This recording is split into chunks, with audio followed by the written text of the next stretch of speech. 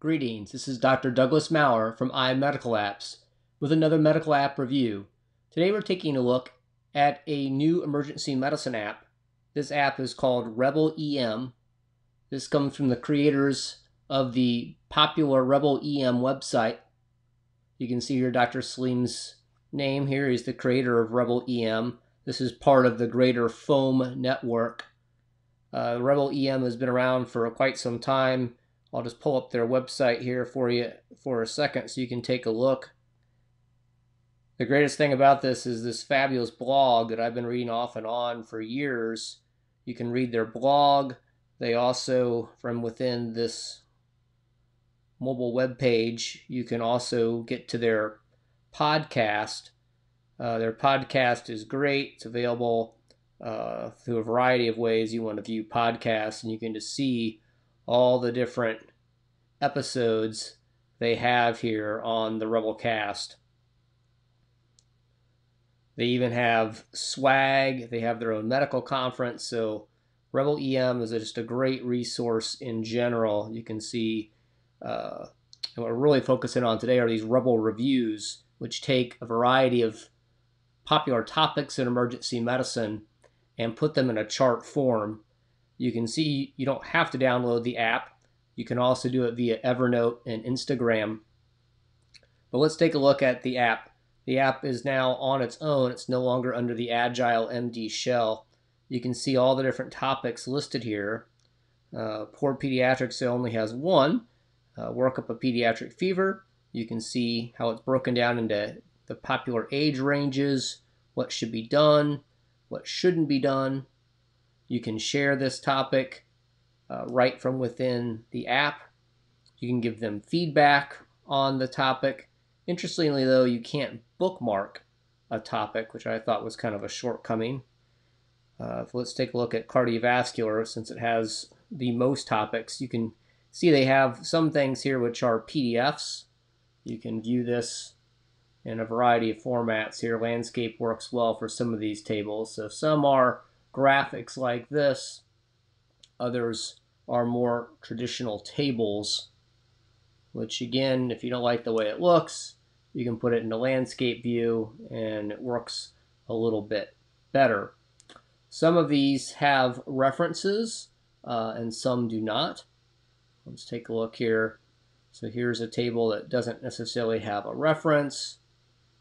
You can go to, let's just say, medications and heart failure.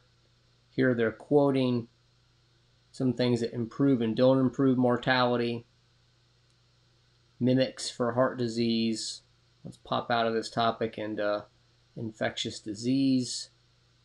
So here's meningococcal prophylaxis. These are great for just pearls because it's hard to remember some of these cutoffs for white blood cell counts, for example, for septic arthritis. Has all this information, easily accessible at the point of care. I had some issues with some things not being up to date. For example, diabetes medications. Leave out a number of newer categories for diabetes medications.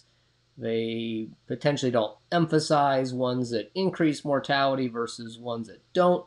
In fact, some that decrease mortality, some side effect profiles. So again, this is not necessarily geared primarily for a primary care physician, but that's what I'm using it for, is to help me out for things such as treatment of hyperthyroid storm. And you can see some quick pearls here regarding those topics. Let's take a look here at another topic such as neurology. For example, who should get a head CT before they get an LMP? Some quick pearls. These are great for board review as well as for things that you know, but just want to make sure of it before you actually treat a patient. Or some things that maybe you could just simply forgotten and want to retrace before you treat a patient. So under pharmacology here, information about the new again, what they're calling DOACs. I tend to call them NOACs, these novel oral anticoagulants. So that just gives you an idea. That's about as simple as it is. There is, a couple other things here where you can allow for graphics to be downloaded. You can check for updates. I've got the latest version. It's about as simple as that. They give you just a little bit of a summary here of kind of what they feel the purpose of this app is. So some things that I like about this app, I like the fact that you can see it's easy to navigate. You can share topics with others. It's free. It's available for Android, which is nice. Some things I don't like about it, only a handful of the ones that I showed you today have any references for them. It doesn't obviously cover the expanse of emergency medicine, so it's not going to replace any of your main references.